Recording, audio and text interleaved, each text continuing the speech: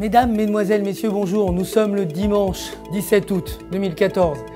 Et comme chaque dimanche, nous allons revenir sur les principaux événements financiers de la semaine passée et analyser la façon dont ils ont affecté les marchés des devises et des matières premières dans le monde.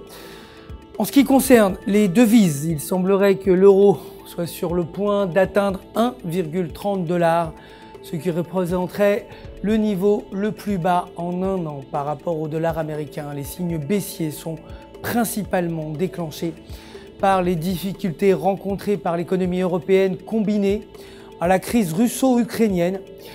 Les derniers rapports sur le PIB confirment une baisse de la confiance des consommateurs en raison des risques géopolitiques. Le dernier cours de l'euro était néanmoins de 1,3401. La livre sterling pour sa part s'est dépréciée pour la 6e semaine consécutive face au dollar américain. Il s'agit du plus long rallye que la livre ait connu ces 4 dernières années. La livre a perdu 0,5% cette semaine, terminant la séance de vendredi à 1,6693. Du côté des matières premières, le cours du pétrole a grimpé en flèche alors que les forces ukrainiennes ont déclaré avoir attaqué et détruit un convoi de l'armée russe. Le pétrole Brent d'octobre a bondi de 1,46 $, 1,4%, clôturant la séance de vendredi à 103,53 $ le baril. Sur la même voie, le WTI de septembre a augmenté de 1,77 $, 1,9%, clôturant à 97,35 $ le baril. C'est comme si les hostilités entre la Russie et l'Ukraine contribuaient à la hausse de la tendance de l'or noir. Les stocks de pétrole brut ont également montré leur premier gain depuis le mois de juin, ajoutant 367 millions de barils.